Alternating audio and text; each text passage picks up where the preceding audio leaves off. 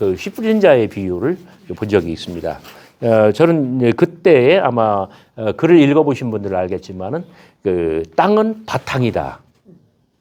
이 땅이라고 하는 이 바탕 위에 그 뭐랄까요? 길도 나고 또 씨도 뿌려지고 거기에 어떤 돌짝밭, 가시, 그다음에 뭐 그 위로 해도 뜨고 새도 날고 이 땅은 그 어떤 인간의 이기적인 관점만 버리고 우리가 자연의 관점에서 본다고 한다면 땅은 모든 것을 내고 모든 것을 포용하고 모든 것들이 어우러지도록 함께 살아가는 그 판을 마련해 줘요. 자, 이제 우리가 이런 어떤 그 하나의 가장 단순하지만 아주 거대한 지평.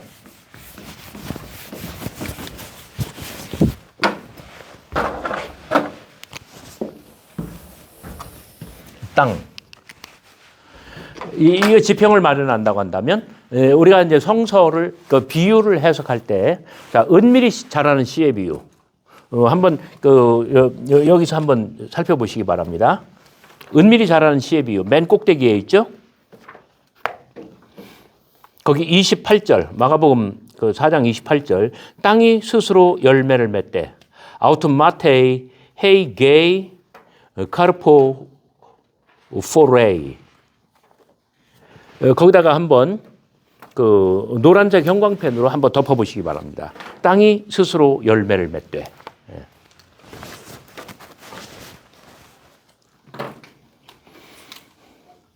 어떤 땅과 관련된 자연 비유의 가장 위대한 서막은 바로 요 구절의 지배를 받고 있습니다. 땅이 스스로 열매를 맺되 28절입니다.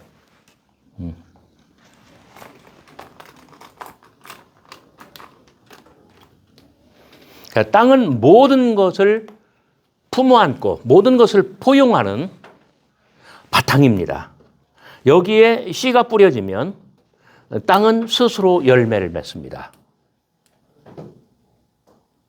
자, 여기 스스로라고 번역을 한 원어는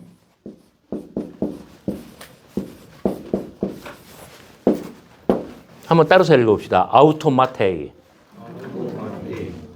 여기서 영어 오토매틱. 오토매틱이 기아의 반대죠. 그죠? 진짜 자동. 그러니까 저절로. 우리말로는 저절로라고 번역을 했습니다만은 자, 땅은 첫째 자주성을 가지고 있습니다. 사람이 자고 깨고 하는 중에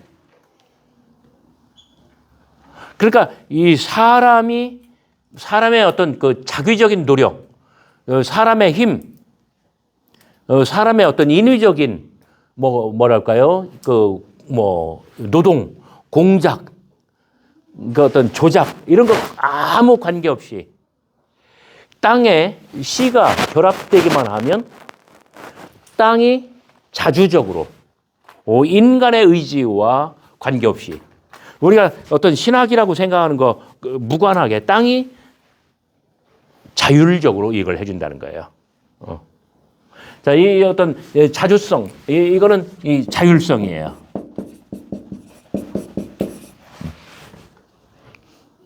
그 다음에 두 번째, 땅은 신성을 가지고 있습니다. 그리고 따라서 땅은 창조의 능력을 보여줍니다. 발휘합니다. 은밀히 자라는 씨의 비유는 정말 아주 영감으로 가득해요. 그래서 여기는 자연의 법칙이 있습니다. 처음에는 씨였던 것이 다음 단계에서는 싹을 내고 그 다음에는 이삭이며 그리고 마지막으로는 이삭에 충실한 곡식이라고 하였습니다. 이거 본문에 다 있는 이야기죠? 예, 맞습니다. 거기에 그 사람이 씨를 땅에 뿌림과 같으니 거기 땅에 헬라어로 돼 있죠. 그죠? 에피테이스 게이스. 영어로 직역하면 on the world 또는 on the ground. 자, 이 땅과 씨의 결합이 그 인간의 노동, 그다음에 인간의 어떤 의도 이런 모든 것들과 무관하게 저절로 다 이루어지는데 모든 것은 땅이 알아서 한다는 이야기예요. 그래서 지금 첫 번째 페이지에 모든 비유들 한마디로 주제어를 말하라고 한다면 땅이 스스로 열매를 맺되어입니다. 여기에는 법칙이 있습니다. 아까 말씀드린 대로 자, 씨였던 것이 땅과 만나면 싹을 내고 그다음에 곡식으로 성장하며 그다음에 곡식에 충실한 이삭을 담아냅니다. 우리말로는 그 밤낮 자고 깨고 하는 중에라고 번역을 했습니다만은 너무나 부드러운 번역이에요. 직역을 하면 밤에 자고 낮에 깨며. 자, 자연은 하나의 법칙이 있습니다. 그 빛과 어둠, 해와 달 모든 것들이 순환합니다. 여기서 사람의 존재는 지극히 미미한데 그러나 여기 사람 그냥 26절 사람이 이 사람은 정말 훌륭한 사람이에요. 왜? 모든 것을 땅이 하는 걸 알고 있을 뿐만 아니라 자연의 법칙을 지키고 순리를 따르는 거예요. 밤에 잠 안 오시는 분 계시나요? 저도 약간 그런 편입니다만 늦게 자는 스타일입니다만은. 근데 농부들은 보통 몇 시에 자나요? 그러니까 전기 안 들어올 때 호롱불 기름 아끼기 위해서 일찍 자죠. 저녁에 먹고. 그러니까 그렇게 생각하면 돼요. 이 사람은 아주 해 떨어지고 일찍 잠들었을 거예요.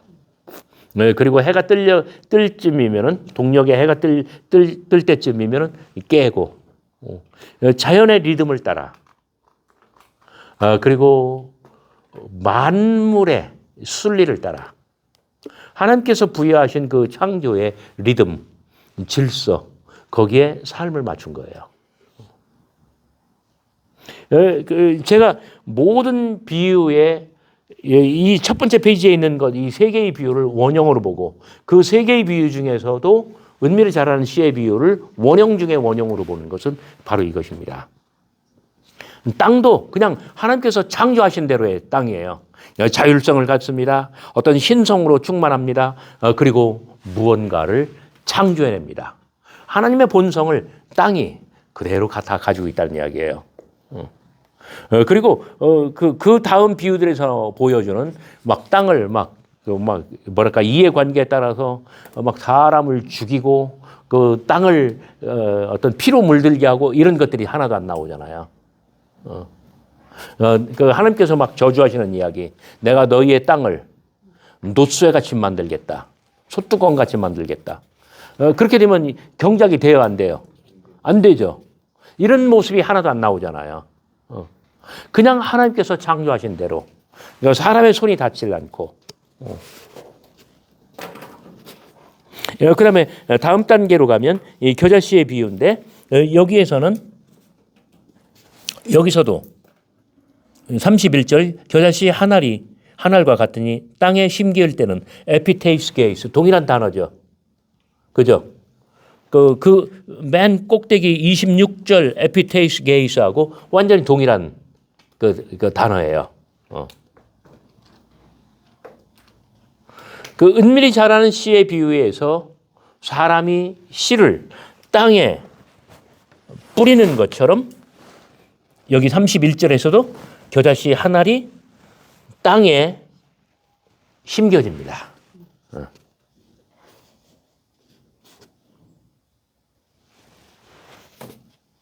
그때는 땅에 동일하게 에피테이스 게이스, 땅의 모든 씨들보다 작은 것이로되 심긴 후에는 자라서 모든 풀보다 커지며 큰 가지를 내고 공중의 새들이, 여기 공중이라고 번역했습니다만은 타 페테이나 투 우라누, 하늘의 새들입니다. 하늘의 새들.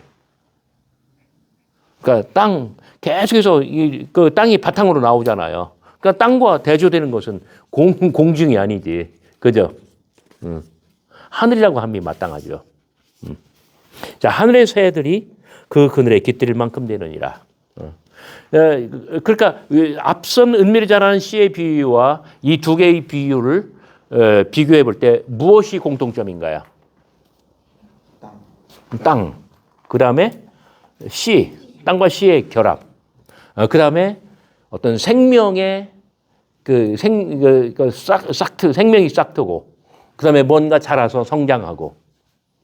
자, 요 어떤 비유의 기본 줄기가 고스란히 반복되죠. 그러죠? 근데 차이점은 뭐냐면 그냥 씨가 아니라 겨자씨. 그 다음에 여기는 사람이 등장하지 않고, 앞의 비유에서는 사람의 존재가 미미했다고 했어요. 여기서는 그나마 사람이 존재하지 않습니다. 등장하지 않습니다. 대신 새가 등장하죠. 저는 이 비유를 감상하면서, 물론 제가 나눠드린 제 논문에 있습니다만은 굉장히 제가 은혜를 받았어요. 예수께서는 비유에 새를 한 마리 등장시켰습니다. 사람 대신 새를 한 마리 등장시켜서, 새가 나는 장면이 제 눈앞에는 이제 그려지는 거예요. 상상이 되는 거예요. 이 창공은 새들의 날갯짓으로 어떤 동성을 얻고 금방 활기차집니다. 새들의 날갯짓은 이게 빠른가요? 아니면 더딘가요? 빠르죠. 그래서 아주 이제 뭐랄까요? 이 비유가 드디어 동성을 얻는 거예요. 그 앞선 비유가 그냥 한 1년 또는 반년의 시간을 몇 개의 커트로, 사진으로 이렇게 연결하는 네컷 만화, 뭐 일종의 이런 거라고 한다면 드디어 지금은 이제 동영상이 되는 거예요. 새들은 힘차게 날개짓을 합니다. 창공은 새들의 날개짓으로 말미암아 생명으로 가득하고, 이 비유 어제 제가 설교를 했습니다만은 이 비유는 그러니까 마태와 여러분들 보시면 알겠지만은 누가복음에서는 이 채소밭이라고 했고, 그다음에 자라서 나무가 됐다고 했고, 그다음에 이 하늘의 새들이 그 가지에 깃들었다고 해요. 마태복음도 거의 똑같습니다. 자, 도마복음은 뭐라고 했나요? 도마복음 그것이 경작지에 떨어지면 그것은 큰 가지를 내고 하늘의 새들을 위하여 피난처를 마련한다. 뭐 나무가 됐다, 뭐가 됐다 이런 말 안 하죠. 그죠? 어제 제 설교 들어보신 분 계시나요? 나름 명설교인데 여러분 안 들었으니까 명설교예요. 근데 마태와 누가는 예수님의 비유를 잘못 이해한 거예요.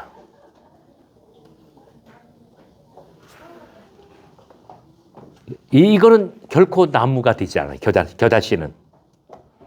여러분 다니엘서 4장 보시기 바랍니다. 다니엘서 4장에 보면은 거기 우주목, 우주의 중심에 선 나무의 이미지가 나오죠.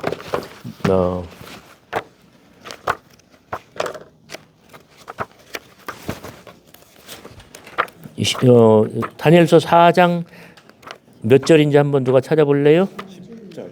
예? 10절. 10절. 예. 한번 한 두 절 정도 한번 크게 읽어봐요, 한번. 내가 침상에서 나의 머릿속으로 받은 환상이 이러하니라. 내가 본즉 땅의 중앙에 한 나무가 있는 것을 보았는데 높이가 높더니 그 나무가 자라서 견고하여 지고 그 높이는 하늘에 닿았으니 그 모양이 땅 끝에서도 보이겠고. 네, 이거 좀 더 한 두 절 더. 그 잎사귀는 아름답고 그 열매는 많아서 만민의 먹을 것이 될 만하고 들짐승이 그 그늘에 있으며 공중에 나는 새는 그 가지에 깃들이고 육체를 가진 모든 것이 거기에서 먹을 것을 얻더라. 야, 요 어떤 그 에스겔 17장과 다니엘 4장에 있는 이 종말 비전, 요것을 패러디한 게 겨자씨의 비유라는 거예요. 근데 거기서 자 가지를 냅니다. 그리고 하늘의 새들, 거기도 공중의 새라고 번역을 했습니다만은 새들이 날아와서 그 가지에 깃을 들이죠. 자 마태복음과 누가복음은 정확하게 그 이미지대로 그 예수님의 어떤 겨자씨 비유를 여기서 재생을 한 거예요. 그 예수님께서는 자 이건 뭐냐면 그 레바논의 백향목이에요.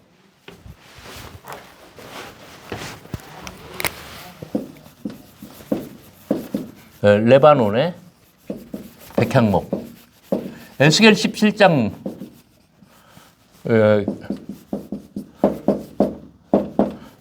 다니엘 4장. 에스겔 17장에 보면은 내가 백향목으로 그 레바논으로 가서 높은 산 위에 있는 정말 가장 높은 곳에 있는 백향목. 그 하늘을 향하여 올곧게 자라고 하늘에 맞닿아 있는 맨 꼭대기에 연한 순 하나를 꺾어다가 그러니까 예루살렘 성전산을 뜻하겠죠. 가장 중심, 가장 높은 곳에 심으리니 이것이 정말 하늘을 향하여 올곧게 치달아오르고 그러면서 이제 다니엘 4장하고 이제 같아지는 거예요. 자, 여기서 그 어떤 키워드는 거기 중앙이라고 번역했죠. 중심. 그다음에 높이입니다.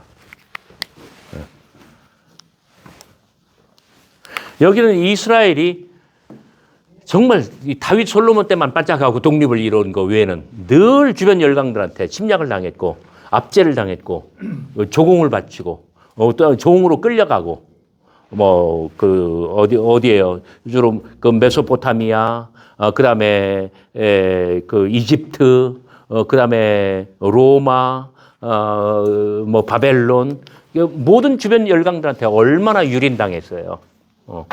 그러나 종말이 되면 우리가 중심에 설 것이고 우리가 세계를 지배할 거라는 거예요. 이런 비전이 에스겔 17장과 다니엘 4장에 정말 어떤 나무의 이미지를 중심에 서 있는 나무. 그래서 높이 자라고 오직 이 나무만 하늘에 닿아 있고 그러니까 하나님과 통한다는 이야기죠.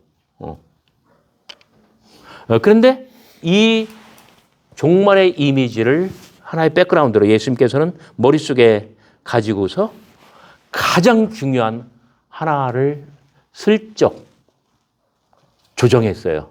그게 뭡니까? 그 순이 아니라 씨인데 무슨 씨? 겨자씨.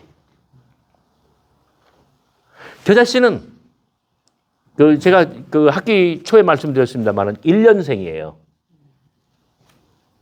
옥수수 추수한 다음에는 옥수수 대가 그의 겨울을 나고 다음 봄에 남아 있어요, 없어요? 이건 풀 같아요. 이게 바로 1년생이고 겨자씨가 그런 존재란 말이에요. 옥수수 때는 그래도 반듯하게 자라 중심에서 그죠? 그러나 그의 겨울을 넘기지 못합니다. 겨자초. 그래서 마가복음의 본문에서는 이 겨자씨의 비유를 다 성장했을 때 뭐라고 해요? 모든 나물보다 커지며 모든 풀보다 커지며 나무가 될 수가 없어요. 근데 콩나물, 취나물 이런 거보다는 돈나물, 그중엔 돈나물이 제일 낫다. 이거보다는 훨씬 커서 제법 나무의 모습이 돼요. 그러나 나무는 될 수가 없어요. 그래서 이것은 나무와 나물 사이예요.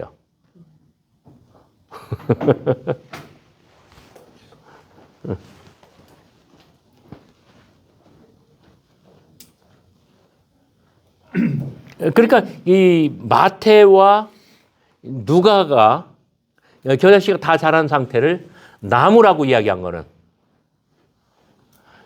그 에스겔 17장 그다음에 다니엘 4장을 그대로 본받은 것이지만 그러나 결코 나무가 될 수 없다는 걸 우리가 알고 있잖아요. 그러니까 마가 본문이 더 맞는 거죠.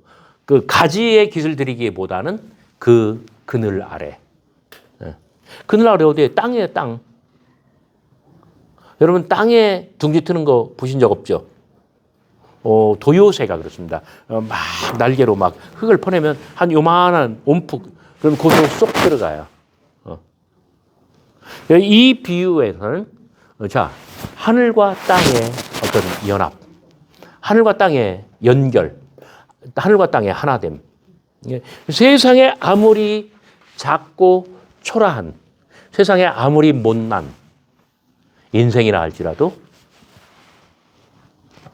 하늘이 거기에 임할 수 있고 하나님과 하나가 될 수 있다라고 하는 정말 위대한 비전, 위대한 메시지를 이 비유는 담고 있는 거예요. 그래서 세 번째 비유가 그 씨 뿌리는 자의 비유입니다. 그래서 이 비유에서 정말 이 땅은 바탕이고 이 세계의 모든 비유에서 그렇듯 땅은 바탕이고 땅은 모든 것을 품으며 다양한 어떤 결과 그리고 이 은밀히 자란 씨의 비유와 그다음에 겨자 씨의 비유로 그다음에 씨 뿌린 자의 비유로 갈수록 비유는 그 단순한 데서 복잡한 곳으로 이렇게 뭔가 이렇게 좀 발전하는 그러한 그 양상을 보입니다. 자, 전체를 통해서 하나의 어떤 중심 사상이 있다고 한다면 그것은 여러분들이 그 하이라이트 시킨 것처럼 땅이 스스로 열매를 맺되입니다.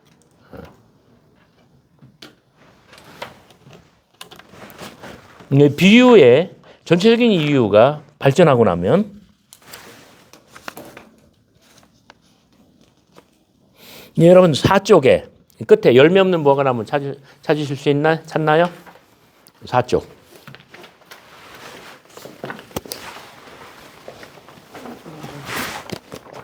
찾나요?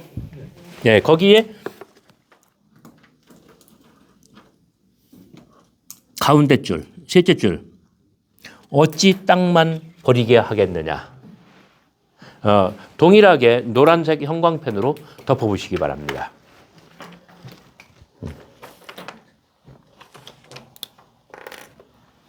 땅과 자연에 관한 여러 비유들 중에 두 번째 어떤 신학적 주제는 어찌 땅을 버리겠느냐. 정말 저는 놀랐어요. 비유들 간에 관계가 있다는 점 발견하고 아까 첫 번째 페이지에서 어떤 땅을 바탕으로 하여 그 여러 가지 모습이 연출되는 것을 보았죠. 그런데 이제 그 첫 번째 페이지 안에서도 땅을 바탕으로 하여 그 어떤 그 땅, 씨, 성장 이런 기본 줄거리에서 조금씩 변형이 가능한 것처럼 첫 번째 페이지 전체를 가지고 또 여러 가지 모습으로 비유가 변화하는데 첫 번째 페이지가 땅이 스스로 열매를 맺되 요 사상을 가지고 만들어낸 비유라고 한다면 그 이후의 비유들은 어찌 땅만 버리게 하겠느냐.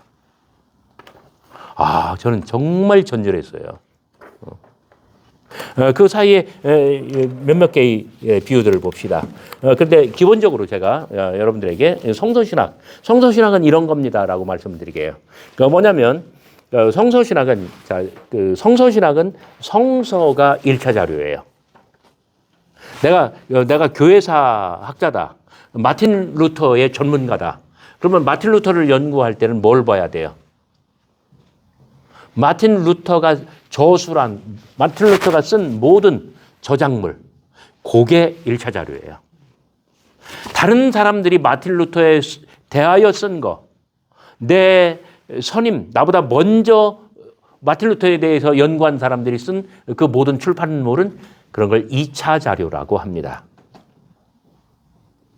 그럼 역사 비평적 해석, 문학 비평적 해석, 이 모든 연구서들은 비유 연구의 1차 자료예요, 2차 자료예요. 제 손 봐요. 예, 2차 맞았어요. 여러분들은 진짜 지혜로운 사람들이에요. 제가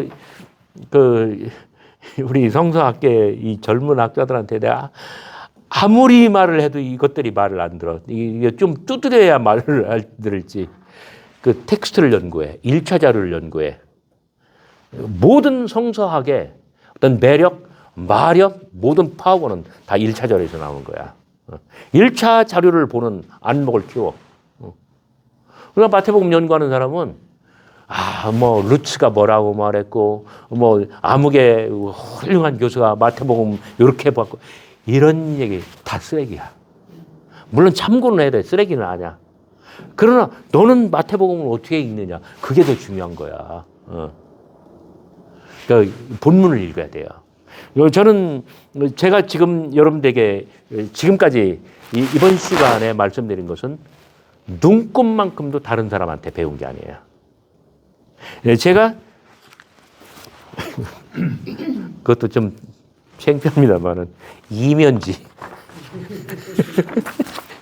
이면지에다가 했지만 그러나 제가 얼마나 치밀하게 읽었는지 본문을 얼마나 치밀하게 읽었는지 여러분들 이제 가면 갈수록 이제 아주 점입 가경일 거예요. 막 이렇게 막 옆에다 이면지 여기다 요 페이지 볼 때 여기다 다 못 쓰니까 여기다 또 붙이고 여기 잘못해가지고 또 요거는 또 따로 오려 붙인 거고 이 정말 그 헬라어 하나하나 다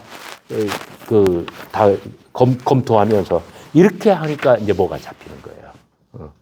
이거를 제가 여러분들에게 나눠드리는 이유는 뭐냐면 이 비유의 텍스트를 비유의 본문을 1차 자료를 직접 보시라는 거예요. 거기에 굉장히 중요한 게 바로 뭐냐면 마킹입니다. 마킹.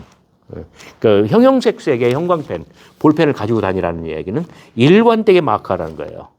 자, 벌써 이 세 개의 비유를 딱 보면은 자, 거기서 열매, 곡식 이런 단어가 나오면 주황색으로 덮어봐요.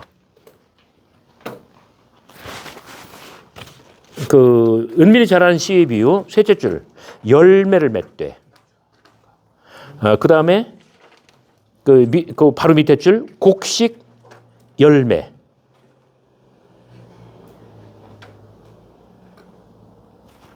그 다음에 도마복음에서도 첫째 줄 열매가 익었을 때. 그죠? 그 다음에 씨 뿌린 자의 비유 마가복음 본문의 맨 끝에 줄 결실. 그 다음에 도마복음 버전에서 맨 끝에 줄 좋은 열매를 맺었다. 120배의 열매를 맺었다. 자, 열매는 장차 식탁교제의 비유로 발전할 것입니다. 이걸 가지고 빵을 만들고 그 다음에 먹거리를 그러니까 식탁교제의 비유는 어떤 것들이에요? 그 누룩의 비유. 그 다음에 그 큰 잔치 또는 혼인 잔치의 비유. 그리고 마지막으로 도마복음에만 나오는 항아리의 비유. 이렇게 보다 보면은 안목이 생겨요. 그 다음에 새들이 몇 번 나옵니다. 겨자씨의 비유에서 거의 끝줄 하늘의 새들. 그 다음에 Q라고 되어 있는 것은 누가라는 뜻이에요. 19절 중간에 둘째 줄 끝에 공중에 여기도 하늘의 새들.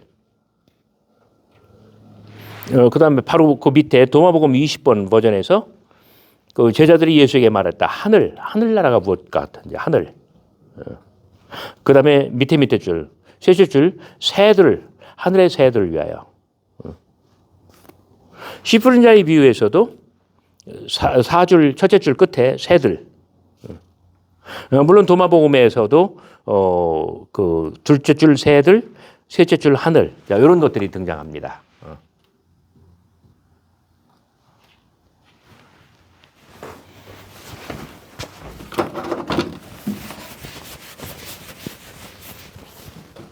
자, 땅이라고 하는 이 바탕이 확보가 된다면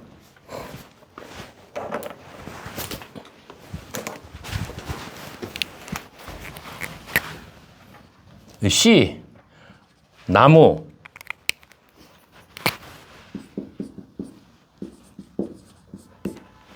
그 다음에 이 새들, 하늘, 그 다음에 새. 실제로 저는 이렇게 그렸어요, 이런 것들을. 어떻게 만들었냐면,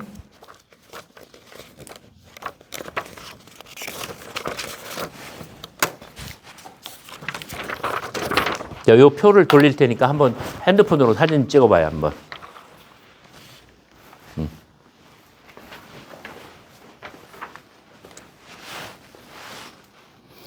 정말 이제 이 비유에 나와 있는 어떤 그 전체의 구도, 뭐라 그럴까요? 이거는 예수님의 세계관이에요. 하늘이 땅에서 볼 때에 펼쳐져 있죠. 그 다음에 여기에 사람이 등장합니다. 제가 예수님의 비유를 골똘히 보다가 이 하늘 천자 어떻게 쓰죠? 네? 여기다가 이렇게, 네. 그 예수님의 비유에서 제가 요걸 본 거예요. 하늘과 땅과 그 사이 사람. 어떻게 이게 조화로운지, 아니면 어떻게 이게 파괴되는지.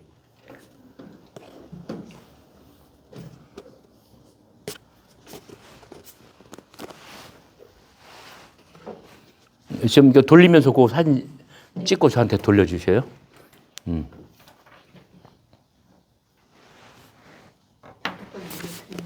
예? 한 사람이 찍어서 올리면 되지 않아요? 그런 방법도 있네요. 정말 놀랍네요. 어느 학교 다니세요? 그러면 그렇지.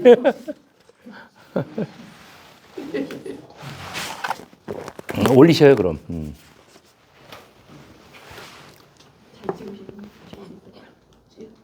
거기에 그 8개의 비유를 횡으로 늘어놓고 각각의 비유가 어떤 그 층위를 보여주고 있습니다. 비유에 등장하는 모든 문학적인 요소를 제가 이렇게 마킹을 한 거예요.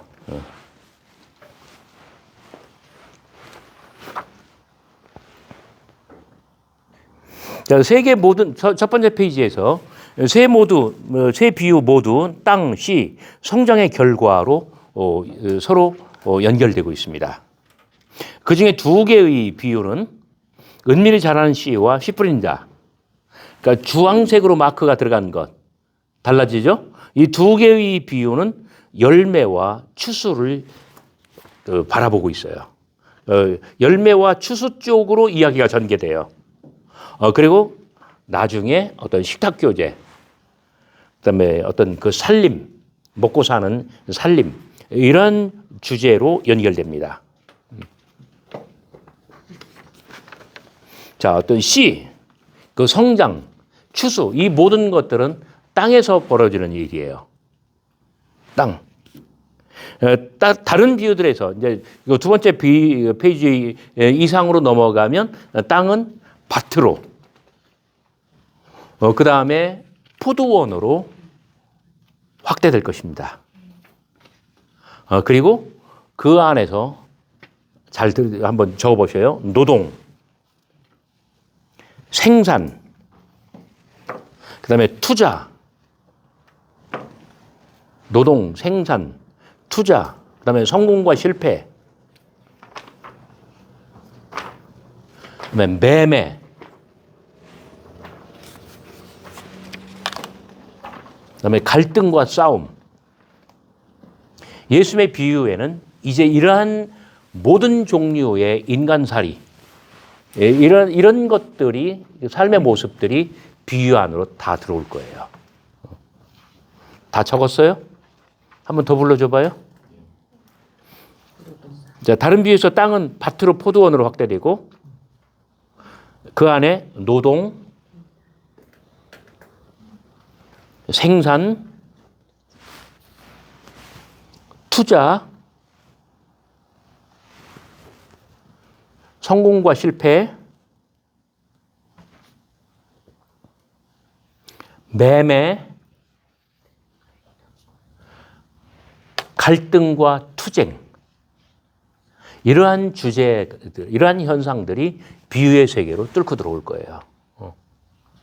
제가 막 이 빨간 펜으로 막 파란 펜으로 엄청나게 이렇게 한 것들이 다 그거예요. 여러분 한번 상상도 못했죠. 예수님의 비유에서. 자, 두 번째 페이지로 가보시기 바랍니다. 땅과 인간. 그 꺾여가로 2번 땅과 인간 두 아들의 비유에서는 30절 아니 그 28절 둘째 줄 끝에 오늘 포도원에 가서 일하라. 자, 노동의 주제가 들어오고 노동. 그리고 인간관계는 부모와 자식입니다. 부모와 자식 관계.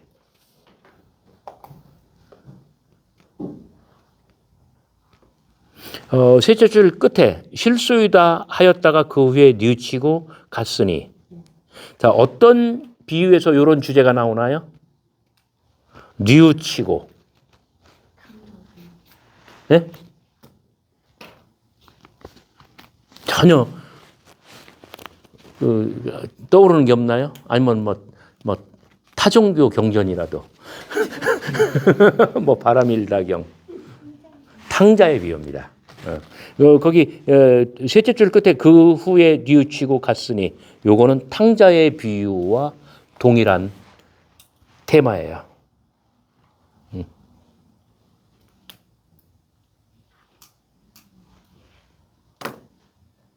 자, 이 비유는 그 땅이 뭘로 바뀌었나요? 포도원으로 바뀌었죠. 아까 땅 그 연두색으로 땅을 마크했다고 한다면 포도원도 연두색으로 마크해 주시기 바랍니다.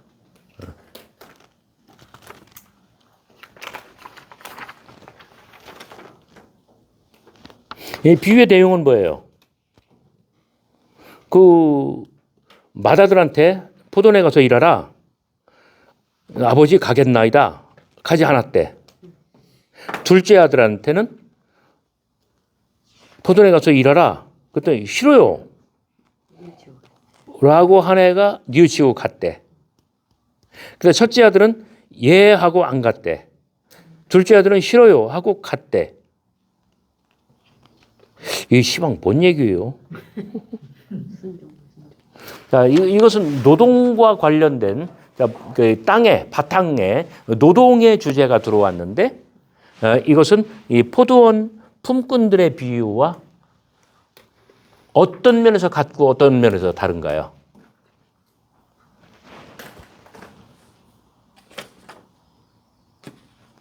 어떤 그 포도원에 가서 일한다라고 하는 그 노동이라는 점에서는 노동의 현상은 같지만 여기서는 어떤 그 품삯 이런 것들은 나오지 않고 있어요.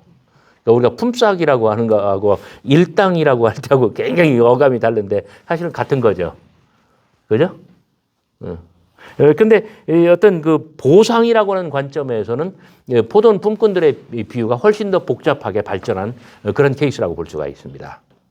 그러니까 제가 여러분들에게 말씀드리고 싶은 것은 뭐냐면 이 비유는 포도원 품꾼들의 비유와 어떤 비슷한 그 배경을 가지고 있다는 뜻이에요. 이것은 훨씬 더 기본적이고 원형적인 모습이고 여기서 어떤 그 보상,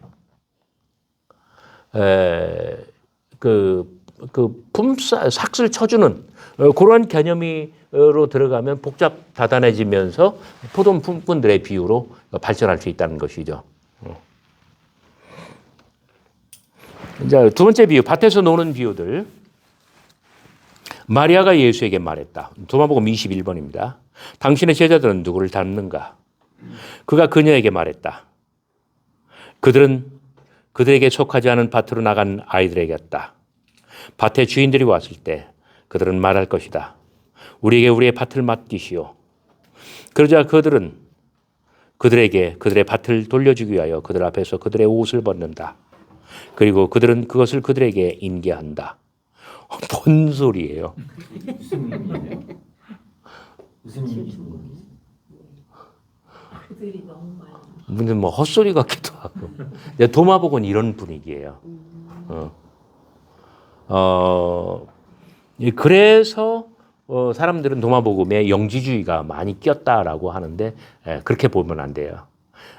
어떤 그 첫 번째 비유가 그 땅에, 그러니까 포도원으로 불리는 땅에 어떤 노동의 주제가 들어왔다고 한다면 이 두 번째 비유는 이 땅이 밭으로 나오죠. 전부 다 연두색으로 마크해봐요. 둘째 줄 밭, 그다음에 밭.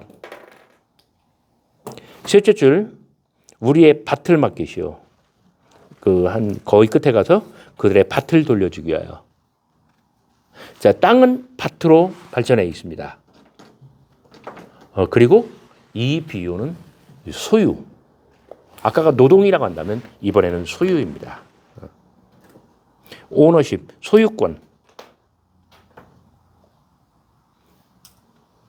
그리고 여기는 주인이라고 나왔습니다만은 전문 용어로는 이런 경우 지주라고 하죠. 땅에 어떤 지주와 아이들. 아이들이 달라고 했을 때 지주는 그 땅을 내준다는 거예요. 소유와 관련된 겁니다. 세 번째 비유는 곡식과 가라지입니다. 야, 저는 아주 이 비유는 저한테 충격이었어요.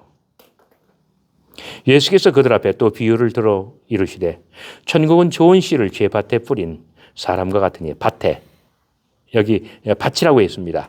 씨도 나오고 밭도 나오고 첫 번째 페이지의 비유들과 동일한 구도입니다. 엔토 아그로 아우투 어떤 제 밭에라고 아주 굉장히 수려하게 번역을 했지만 그의 밭에 또는 자기의 밭에 뿌린 사람과 같으니 그러니까 어떤 소유주고 지주죠. 남의 밭에 뿌린 게 아니라 자기의 밭에 뿌렸으니까 사람들이 잘 때에 그 원수가 와서 자 원수 가로로 묶어봐요. 곡식 가운데 가라지를 덧뿌리고 갔더니 곡식 주황색 씨 가라지 그다음에 넷째 줄에 씨 그 붉은색 볼펜으로 한번 동그라미 해봐요.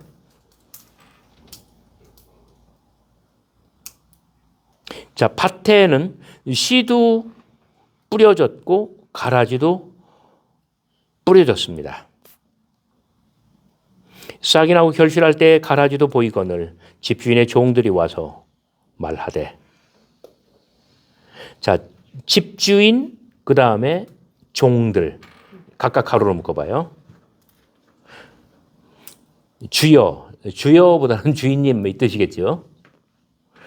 밭에 좋은 씨를 뿌리지 아니하였나이까 그런데 가라지가 어디서 생겼나이까.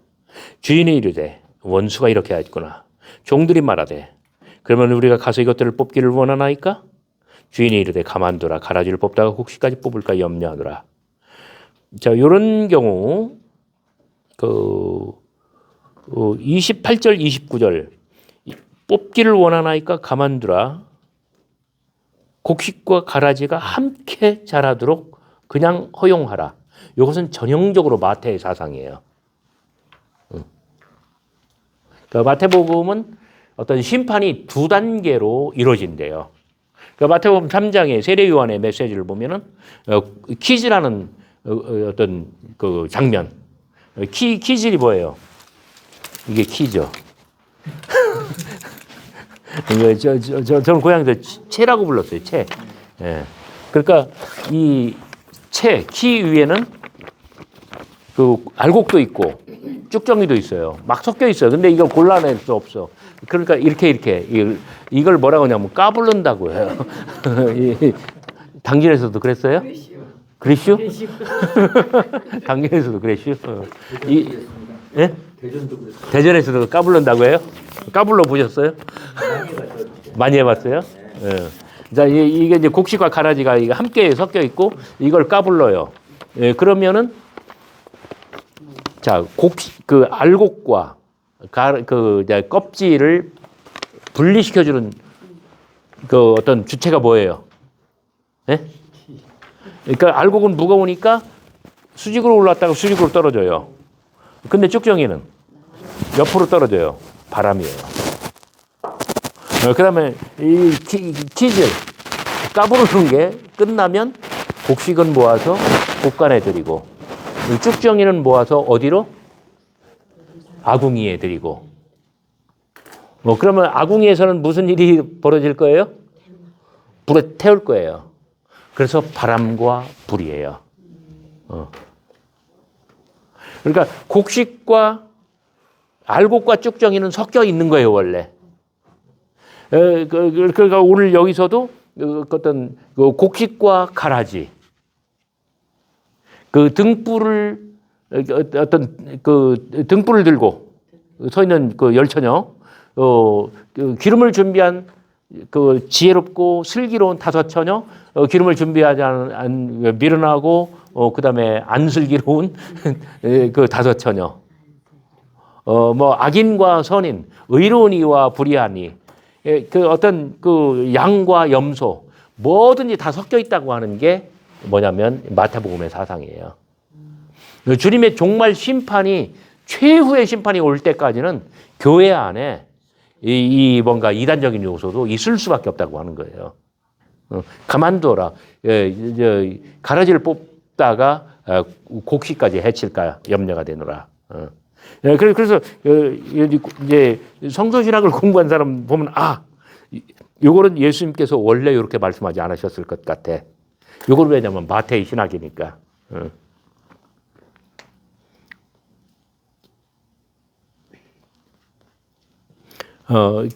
이 가라지의 비유도 기본적으로 첫 번째 그 페이지처럼 땅, 그 다음에 씨, 그 다음에 성장, 이 세 가지가 고스란히 들어가 있습니다.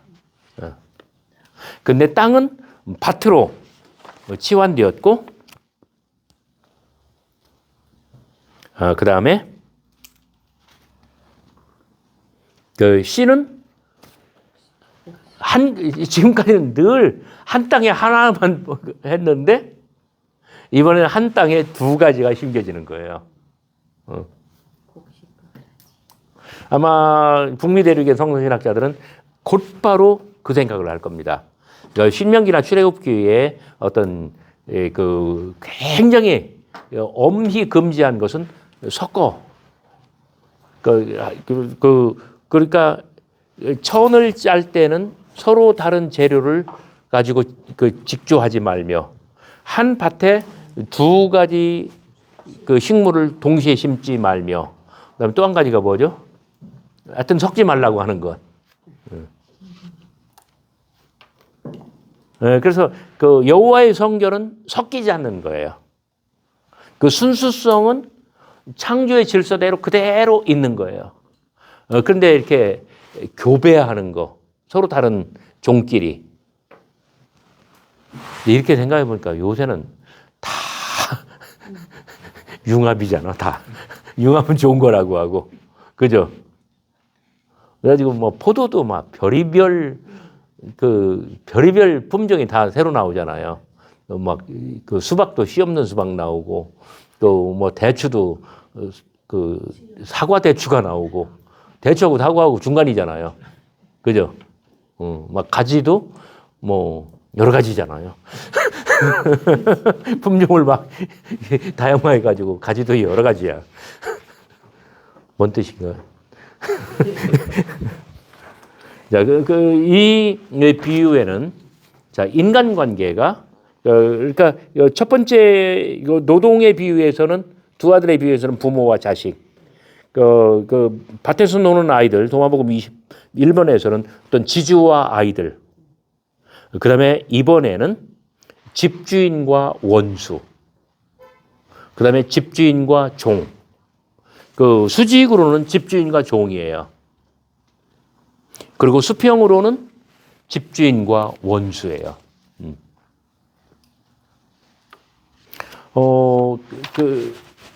문명을 연구하는 사람들은 이런 말을 합니다. 인류 역사에 어떤 사회 계층이 발생하는 것은 농경 문화라고요. 왜 그런지 아세요? 농사를 지을 때에 농사를 터득하고 농업을 통해서 생산을 할 때에 인간 사회에 어떤 이렇게 계층이 왔다고. 그 양반과 상놈 이런 일종의, 그다음에 주인과 종. 왜 그런지 아세요? 농사라고 하는 것은 해, 달, 그 어떤 순환에서 오는 거잖아요. 그다음에 관계, 인간관계 이런 거 말고 물, 이리게이션, 물을 어떻게 끌어다 대고, 그래야 농사가 되는 거니까. 근데 만사가 때가 있어요. 지혜문학도 농경문화에서 온 거예요. 그러니까 심을 때가 있고 거둘 때가 있고 그 사이에 농부의 일은 정말 많아요. 그런데 그거를 지혜를 터득하고 농사를 잘 짓는 사람은 잉여 가치를 생산하고 곳간에 많이 쌓아둘 수가 있어요. 자기가 먹을 거 먹고 소비하는 것 이상으로. 그러면 그 이하로 하는 사람들은 와서 곡식을 빌려야 돼요. 곡식을 빌리다 보면은 뭔가 갚아야 되잖아요. 다른 걸로. 그러면서 주종 관계가 형성되고 그냥 단순한 주종 관계가 아니라 실제로 주인과 노예 이것이 발생한다는 거예요. 인간 사회에 어떤 이 사다리 계층이 분화되고 이 계급의 어떤 질서라고 할까요? 아니면 투쟁이라고 할까요? 계급이 발생하는 것은 농경 사회입니다. 두 번째 페이지는 예? 지혜문화 농경사회에서 발생했다는 거는 이제 네, 농경사에서 네? 지혜문화도 농경사회에서 좀 그냥 본 주제로 들어오기 위해서 예, 예. 다시 말해서 비유의 세계에 첫 번째 페이지가 바탕으로서의 땅, 그다음에 씨와의 결합, 성장, 가장 아주 뭐랄까요 기본적인 것들만 소개했다고 한다면 이 두 번째 페이지에서는 어떤 소유권, 노동뿐만 아니라 곡식과 가라지에 비해서는 여러 가지 주제들이 복합적으로 나타납니다.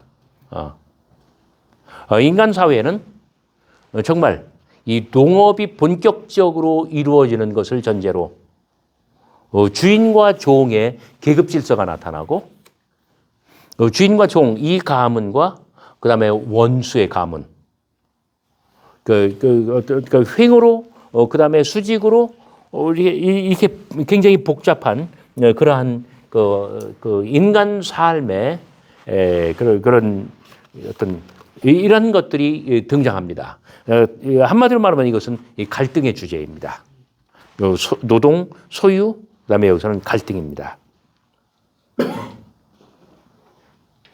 특히 25절 잘 때에 그다음에 도마복음 57번 첫째 줄 밤에 잘 때와 밤에 저는 그냥 하다 이렇게 했어요. 뭐냐면 진한 퍼런색으로 둘레를 두르고 그다음에 연한 형광색으로 하늘색으로 가운데를 마킹했습니다.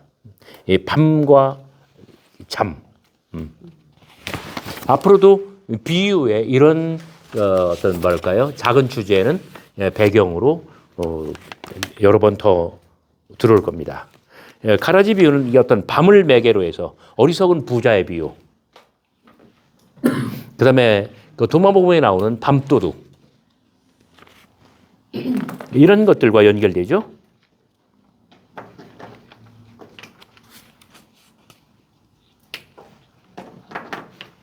그 어리석은 부자의 비유와 밤도둑의 비유에서도 주인공에게 위기가 찾아오는 것은 마찬가지입니다.